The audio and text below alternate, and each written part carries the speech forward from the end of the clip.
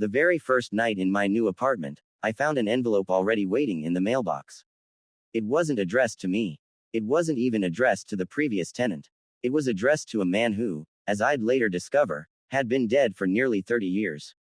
Moving in should have felt like freedom. After years of scraping by in cramped, noisy rentals, I'd finally gotten a place that felt like mine. Quiet street, old brick building, just enough charm to make me ignore the peeling paint and creaky floors. The landlord, a wiry old guy named Mr. Callow, practically shoved the keys into my hand. He didn't bother with small talk, just muttered, "You'll be fine here," and hurried off. At the time, I thought he was just busy. Later, I'd realize it was something else. But that first night, it was just me, a couple of boxes, and that envelope. Cream-colored, heavy paper, no return address. The name typed across the front was Michael Garrison. I didn't know a Michael Garrison. I didn't know anyone on this side of town. I opened it anyway. Inside was a single sheet of paper, folded neatly in thirds. No salutation, no signature. Just one typed line: "I'm glad you finally came back." I swear, I laughed out loud at first. It felt like a prank. Some forgotten mail game kids in the building played. But the longer I stared at the words, the colder the apartment seemed to get. "Came back from where?" I whispered. And who the hell was Michael Garrison? I tossed the letter aside, trying not to think about it, but sleep didn't come easy. Every creak in the old walls felt magnified, and when pipes groaned in the distance, I caught myself half expecting someone to knock at my door.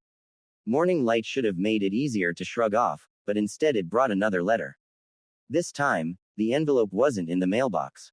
It was slipped directly under my door. Same cream paper, same typewriter font. This one said, "Don't pretend you don't remember." My chest tightened as I read it. It wasn't funny anymore. Whoever was writing these thought I was Michael. Or at least, that I knew him. I marched straight down to the landlord's office. The door was half open, and Callow was smoking a cigarette inside, the room yellowed from years of nicotine. "Someone's leaving me letters," I said, holding out the envelope.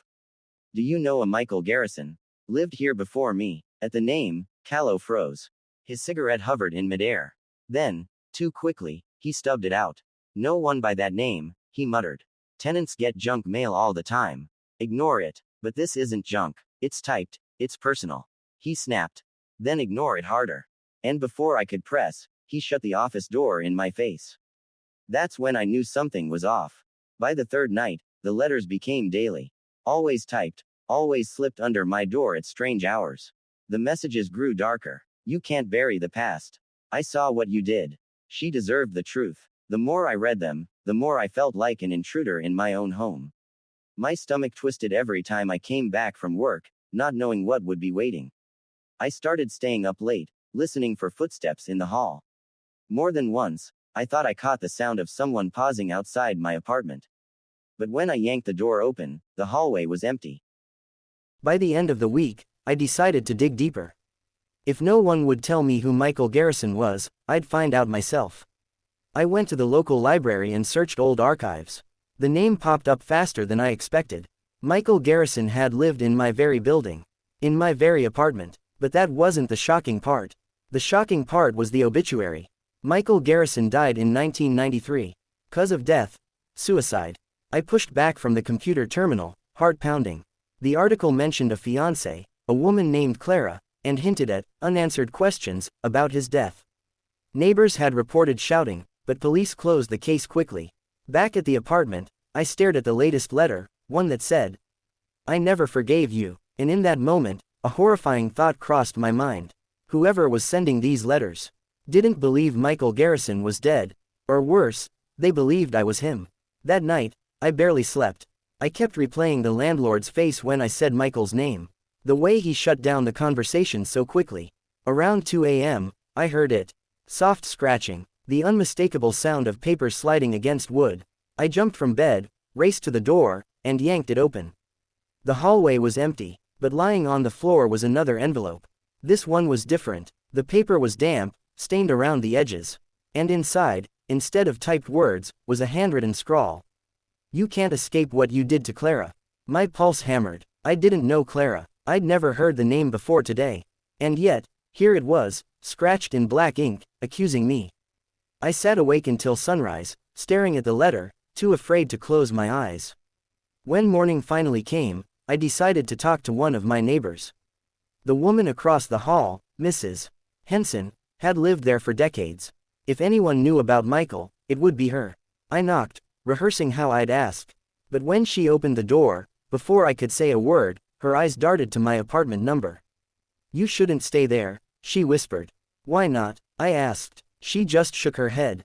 "Some doors never should have been unlocked again." And then she closed the door before I could stop her. By now, I knew I wasn't dealing with a prank. Someone in this building wanted me gone, or worse, wanted me to take Michael's place. That night, I made myself a promise. If another letter came, I'd be ready. I'd sit by the door and catch whoever was leaving them. Hours crawled by, midnight passed, my eyelids drooped, but I forced myself awake. Then, at exactly 3:17 a.m., the sound came, paper sliding, footsteps retreating. I leapt forward, yanked the door open, and for the first time, I saw them. A figure at the end of the hall, slipping into the stairwell. They turned just long enough for me to catch their face. It wasn't a stranger. It was my landlord. I froze in the doorway, barefoot, heart thundering in my chest. The figure at the end of the hall, my landlord, Mr. Callow, had already disappeared into the stairwell, but there was no mistaking that hunched frame, that way he moved like he was trying not to be noticed. He was the one leaving the letters. I should have confronted him right then, stormed down the hall and demanded answers. But something stopped me. Maybe it was the thought of being alone with him in that dim stairwell, or the memory of the way he'd snapped when I'd mentioned Michael Garrison before. Either way, my legs locked in place. By the time I forced myself forward, the stairwell door creaked shut, and he was gone. I looked down at the envelope he'd slipped under my door. My hands trembled as I tore it open. This one was typed again. One line: "You can't lie forever." The next morning, I went straight to Callow's office. The blinds were drawn, the door locked. A handwritten note taped to the door read, "Out of town for a few days." I didn't believe it for a second. Instead of going to work, I sat in my car across the street, watching the building. Hours passed, tenants came and went, kids rode bikes on the sidewalk. But Callow never showed. It was like he'd vanished. By evening, exhaustion drove me back upstairs. I tried convincing myself I'd imagined it. Maybe it wasn't him in the hall. Maybe my tired brain had made the connection. But when I opened my apartment door, something was different. The air, stale, heavier somehow, like the windows had been shut tight for weeks. I knew, someone had been inside. I dropped my bag and tore through the rooms. Everything looked normal, at first. But then I noticed a picture frame on the shelf. A photo of me and my brother at the beach last summer. The frame was turned face down. I hadn't left it like that. And when I picked it up, there was another envelope propped behind it. I ripped it open, breath shaking. Inside was a longer note, still typed. "Why do you hide from her memory? You think you're innocent, but you know the truth about Clara. Sooner or later, you'll confess." I dropped onto the couch, the words blurring in my vision. Clara. Again. Always Clara. I'd never known anyone by that name. But the letters acted like I'd not only known her, but wronged her. And the way Callow was sneaking around. He wasn't just a bitter old man playing tricks. He was obsessed. That night, sleep was impossible. I left every light on, sitting in the living room with the letters spread across the coffee table like evidence. I read them over and over, looking for hidden meanings, codes, anything that could explain why this was happening. But one thought kept pressing in, louder than the rest. What if Michael hadn't killed himself? What if someone wanted me to believe that lie, the same way they wanted me to believe I was guilty of something I didn't do? The next day, I tried talking to Mrs. Henson again. She didn't answer her door, but as I turned to leave, it cracked open a sliver. One tired, suspicious eye peered out. "You saw him, didn't you?" she whispered. "Who?" "Callow." She flinched at the name. "Don't speak it too loud. He'll hear." "Why is he doing this?" I demanded. "What does he want with me?" "With Michael." Her voice dropped so low I had to lean in. "Because you live in the room. That's enough. That's always been enough. What happened here? What happened to Clara?" For a long moment, silence. Then she muttered, "She didn't leave. She was taken." And he made sure no one asked too many questions. Before I could press further, the door slammed. Taken. The word lodged in my brain like a splinter. I rushed back to the library. Hours digging through dusty microfilm, old newspapers, forgotten obituaries. I found small blurbs about Clara Whitmore, Michael's fiancée. She'd vanished just 2 months before his death. Police suspected she'd run away. No body, no evidence. Just gone. But the neighbors at the time, they'd told reporters a different story. That Clara had been terrified in the weeks before. That she'd begged Michael to move away. And then, silence. Michael's suicide had buried it all. Case closed. I left the library with my head spinning. Callow had lived in the building back then. He would have known both of them. But why drag me into it now? Why shove these letters under my door 30 years later? Back at the apartment, my answer was waiting. Another letter. But this time, the envelope wasn't sealed. And inside wasn't just a note. It was a photograph. The photo was old, yellowed. It showed the very apartment I was sitting in, my apartment, but decades earlier. A young couple stood by the window, smiling awkwardly at the camera. Michael Garrison and Clara Whitmore. And behind them, blurred in the shadows near the door, was another figure. A man. I squinted, heart pounding. Even in the blur, the sharp cheekbones and wiry frame were unmistakable. It was Callow. I dropped the photo like it had burned me. He'd been there. He'd been in this apartment with them. And now, 30 years later, he was still here. Still circling, still watching, still leaving letters about Clara's disappearance. But the part that scared me most wasn't the photo itself. It was the back, because scrawled in shaky handwriting were 4 words. I never left here. That night, I packed a bag. I couldn't take it anymore. Letters, photos, whispers about a missing woman. I didn't care about the deposit, I just needed out. But when I tried to start my car, the engine didn't turn over. The hood was popped, wires dangled loose. Someone had cut them. I stumbled back, scanning the parking lot. Empty, silent, except for a figure standing in the upstairs window. Callow, watching me. I ran back inside, phone in hand, ready to call the police. But when I got to my apartment, the door was already ajar. Inside, the lights were off. On the floor, in the faint glow from the hallway, was a fresh envelope. My breath caught as I picked it up and tore it open. Inside, in thick black ink, was a single question. Do you want to know where Clara is buried? I stared at the words until they blurred, my hand shaking so badly the paper crumpled in my grip. Do you want to know where Clara is buried? It wasn't a threat anymore. It was a promise, a confession. I should have gone straight to the police. I knew that, but how could I walk into a station with nothing but a pile of envelopes and say, hey, my landlord is accusing me of being a dead man, and by the way, there's a 30-year-old murder you all missed. They'd laugh me out the door. And a part of me, I hate to admit it, wanted to know the truth myself before I dragged anyone else into it. The next evening, I stayed awake again. I didn't even bother trying to sleep. Every creak in the floorboards sounded like footsteps, every hum of the pipes like a whisper. Around midnight, I heard the familiar shuffle in the hallway. This time, instead of waiting, I yanked the door open. And there he was, Callow, not crouched with an envelope, not sneaking away. Just standing in the hall, staring at me like he'd been waiting. You found the photo, he said flatly. My throat dried up. What do you want from me? His lips curled in something that wasn't quite a smile. Not from you, from him. There is no him. Michael's dead. Callow tilted his head, eyes glinting under the flickering light. Then why are you still living in his grave?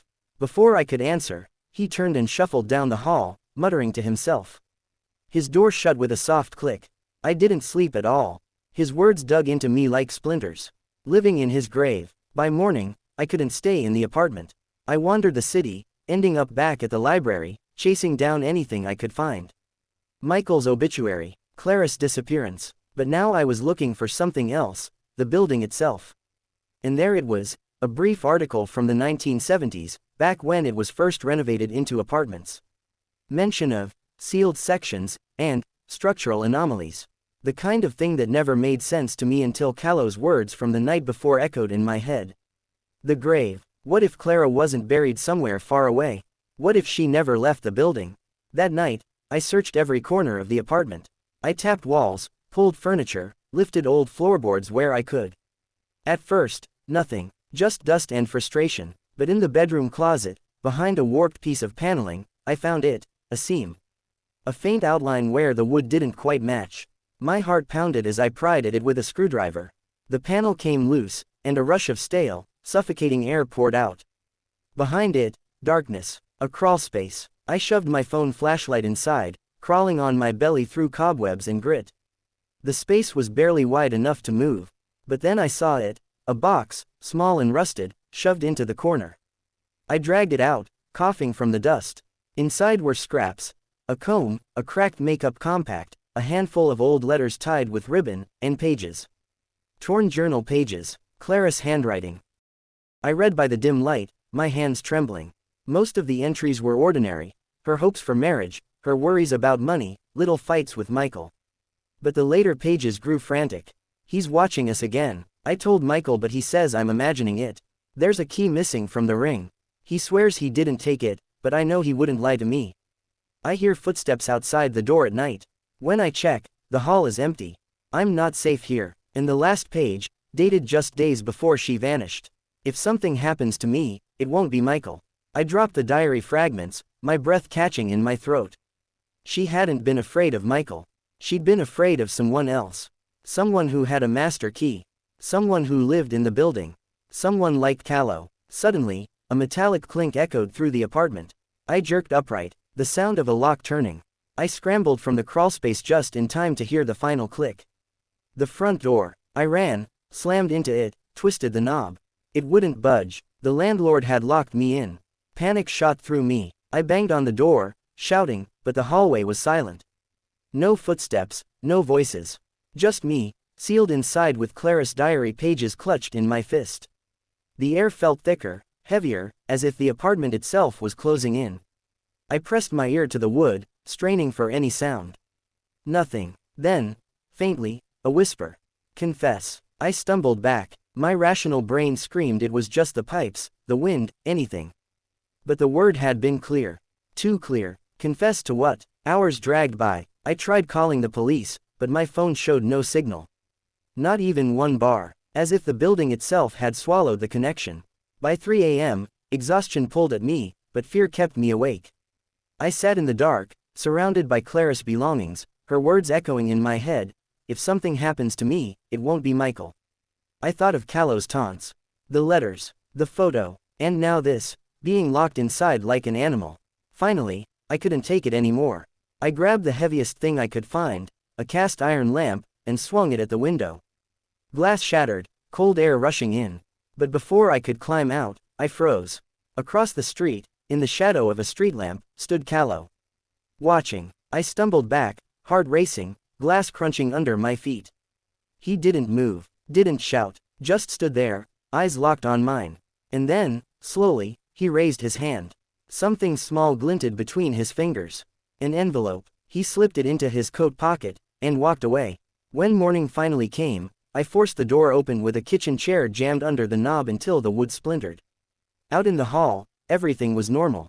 Kids running, neighbors chatting, life carrying on as if nothing had happened. But inside me, something had snapped. I wasn't safe here anymore. Not from Callow, not from the memories buried in these walls.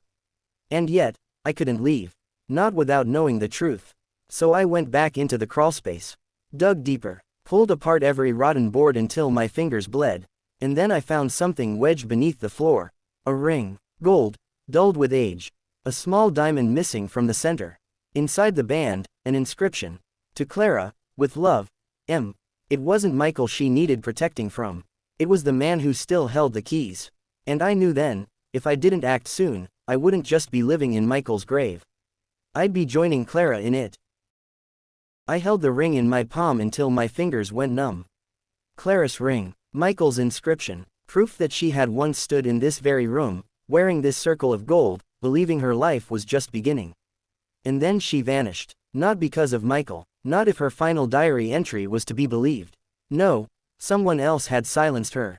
Someone who still walked these halls. Someone who had just locked me inside my own apartment. By the next morning, I was done playing defense. If Callow wanted me to live in Michael's grave, fine. But I wasn't going to let him keep writing the ending. I went to the police station. I laid the letters, the photo, and the diary fragments on the desk of a tired-looking detective. He leafed through them with a sigh. Sir, Clara Whitmore disappeared in 1993. Case was closed a long time ago. But these are her things. Her diary, her ring. I found them sealed in my apartment wall. The detective frowned. Look, I don't doubt you found something. But without direct evidence tying it to a crime, there's not much we can do. These letters could be from anyone. Probably just your landlord messing with you. That's exactly my point, I snapped. He knows something. He's been harassing me. He locked me in. The detective leaned back, unimpressed. Do you have proof of that? I opened my mouth, and realized I didn't. Look, he said finally, pushing the papers back toward me. If he trespasses again, call us. Otherwise, I'd advise you to find another place to live. By the time I walked out of the station, my fury had curdled into something colder. I was on my own. And that night, Callow knew it. Another envelope slid under my door around midnight. My stomach twisted as I unfolded the paper. Meet me in the basement if you want the truth. Every instinct screamed not to go. But the ring in my pocket weighed heavy, and Clara's words burned in my mind. If something happens to me, it won't be Michael. So I went. The basement was colder than I'd ever felt it. The concrete floor slick with condensation, pipes groaning overhead. My phone flashlight caught glimpses of peeling paint, rusted locks, forgotten furniture draped in cobwebs. And then I heard him. Down here, Callow's voice. Soft, rasping, coming from the far end, near the boiler. I followed the sound, every step echoing too loud. He was waiting in the shadows, a cigarette glowing between his fingers. You came, he said. Tell me what happened to her, I demanded. Tell me what you did to Clara. He chuckled, low and bitter. I didn't do anything. It was Michael. Always Michael. Hot temper, jealous mind. He killed her, and then he killed himself. Simple. I clenched the ring in my fist. That's not true. She wrote it herself. If something happened, it wouldn't be him. His face twitched, but he didn't flinch. You think you've uncovered something new? You're just another fool chasing ghosts. The walls tell stories, that's all. The walls don't bury rings, I snapped. His eyes narrowed. For a moment, silence. Then he leaned close, his voice a hiss. You don't understand. He wanted her gone. I heard them fighting that night. Heard her scream. And when it was quiet again, I knew. You knew. My voice shook. Or you made sure it looked that way. Something flickered in his eyes, rage, or fear. I couldn't tell. You weren't here, he growled. You don't know what kind of man he was. No, I said quietly. But I know what kind of man hides behind typewriters and locked doors. For a split second, I thought he'd lunge at me. But instead, he crushed his cigarette under his shoe and stepped back. You'll see, he muttered. The walls remember. They always remember. And then, without another word, he slipped into the shadows, leaving me alone in the damp, suffocating dark. I staggered back to my apartment, my mind spiraling. He hadn't denied it, not really. He'd spun stories, shifted blame, but the way he'd reacted when I mentioned the ring, that was fear. And if he was afraid, maybe it was because there was more to find. The next day, I went digging through old municipal records, zoning permits, anything about the building. And I found it. Callow had been on the maintenance staff since 1988. Back then, he was praised for discretion and efficiency.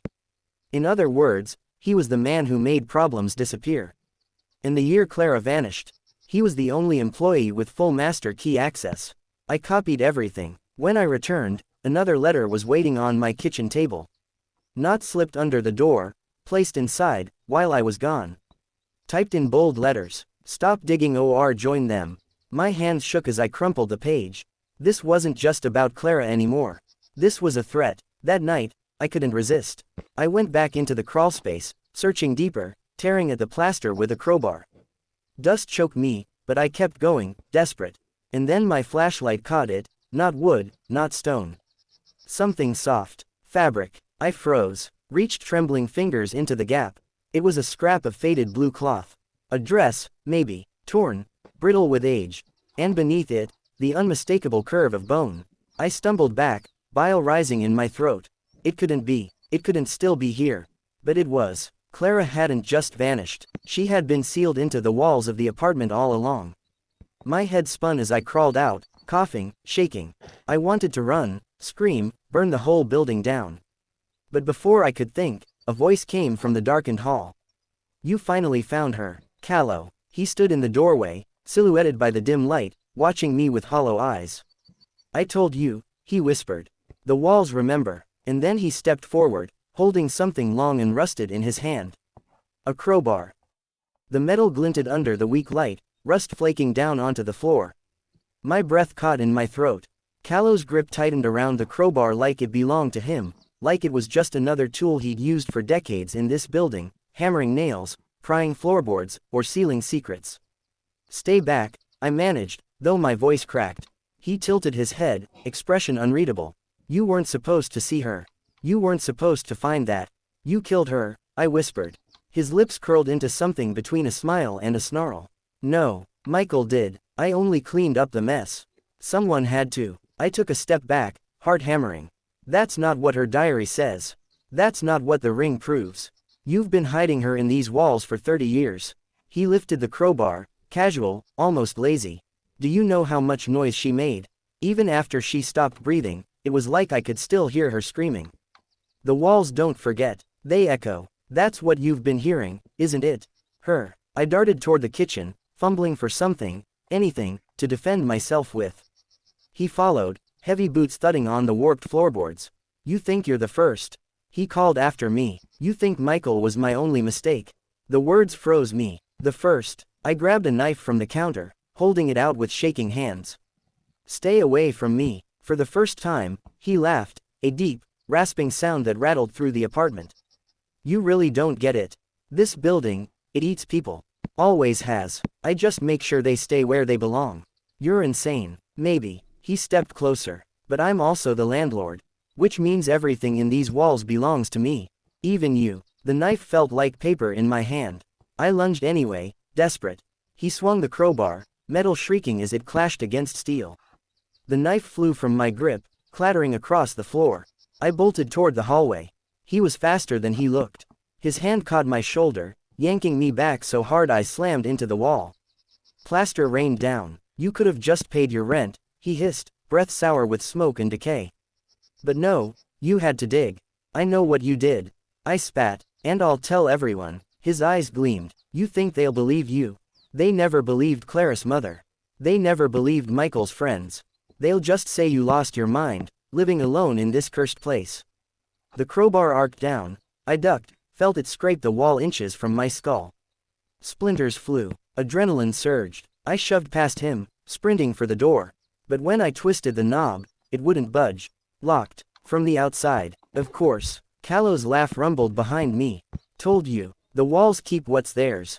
I pounded the wood until my fists ached, screaming for help, though I knew no one would come. The neighbors were used to noises here. Screams, thuds, scratching in the night. All part of the building's vocabulary. I turned just in time to see him advancing again, crowbar raised. That's when the floor gave me an idea. The loose boards. The ones I'd noticed weeks ago near the radiator. I dove for them, tearing at the warped planks with my bare hands. Callow roared, charging. I yanked until one came free with a crack, and beneath it, darkness gaped like an open mouth. A hidden crawl space. I didn't hesitate. I dropped into it headfirst. The space was narrow, choking with dust, my body scraping against beams and pipes. Callow's voice thundered above, furious. You can't run. You'll just get lost down there. Everyone gets lost. His crowbar slammed into the floorboards, splinters raining down like shrapnel. I crawled deeper, the air growing colder, the smell stronger, rot, damp, and something sweeter, fouler. Then my flashlight beam hit it. A pile of fabric, bones tangled within. Not just Clara, not just one. Half a dozen skeletons, collapsed together like discarded mannequins. My stomach heaved. Callow hadn't just hidden her. He'd been feeding this building for decades. And now I was crawling right into his graveyard. I scrambled back, gagging.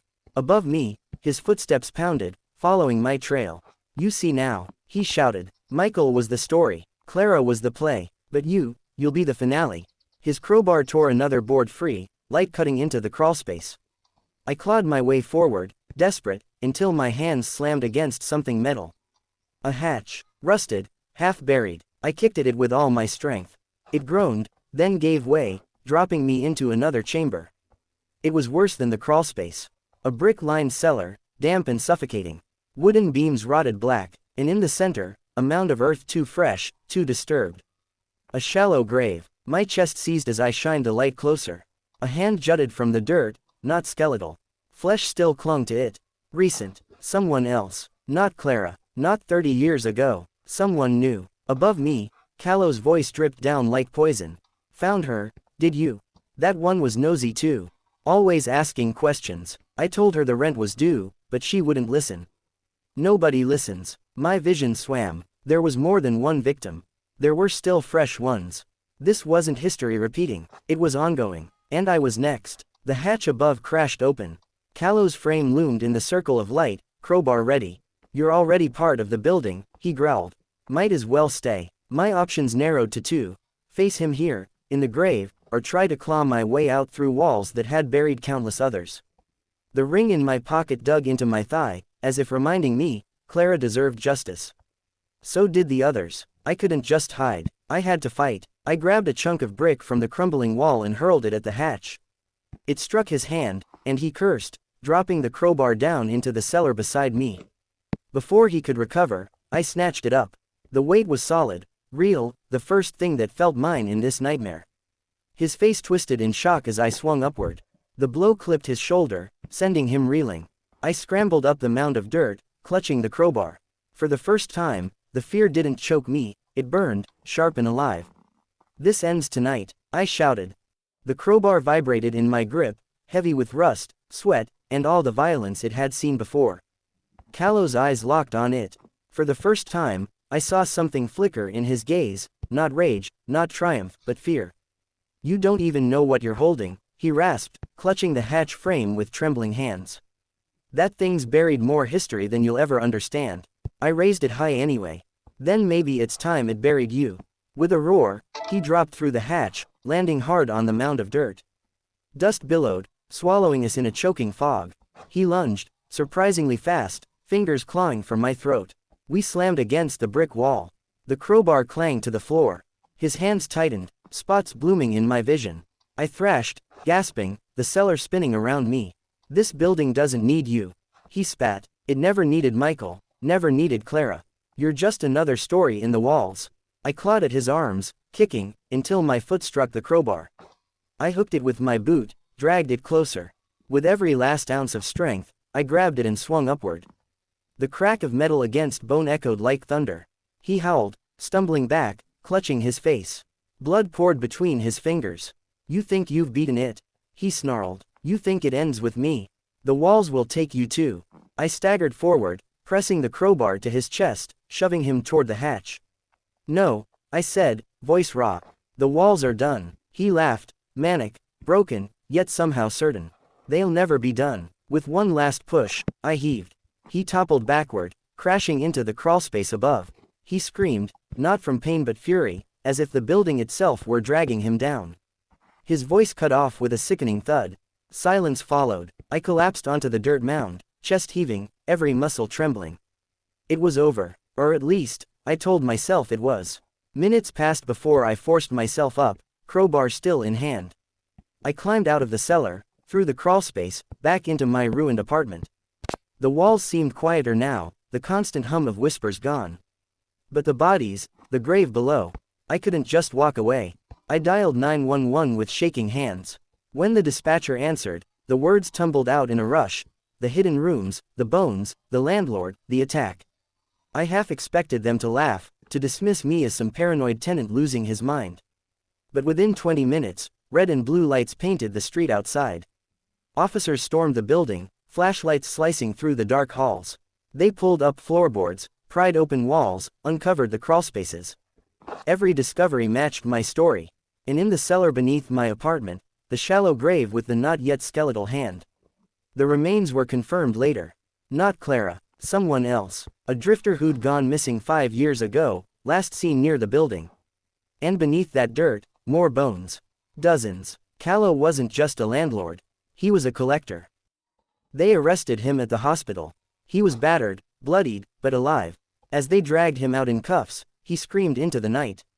You can't bury the walls. You can't bury me. His voice carried down the street, rattling the windows like a storm. The news broke wide. Old tenants came forward with stories of strange noises, vanishing neighbors, inexplicable accidents. Families of missing people demanded answers. And Clara, the DNA tests confirmed what her diary had implied. She wasn't in that shallow grave, she was deeper, older. Another of Callow's secrets unearthed. At long last, her mother, now frail, gray, but still waiting, had a name to bury. I thought that would bring me peace. It didn't. Weeks later, after the building was condemned, I moved across town. A clean apartment, bright walls, fresh paint, but sometimes, at night, I still hear it.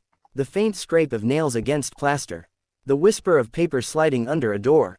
And last week, when I opened my mailbox, there was an envelope waiting. No stamp, no return address, just my name scrawled across it. Inside, a single note. Thank you for finding me. But you haven't buried the past yet. No signature, just a smear of rust red across the corner. I dropped it, heart racing. But part of me wanted to keep it. Because maybe, just maybe, it wasn't callow at all. Maybe the walls really do remember.